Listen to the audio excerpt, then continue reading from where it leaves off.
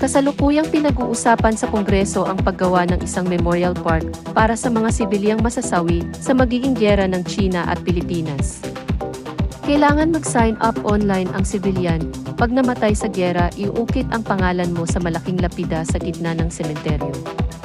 10,000 lamang ang pangalan na kakasya sa Memorial Park, kaya napag-isipan ng Kongreso na kailangang botante, may registered SIM at nakakuha na ng national ID ang ililista.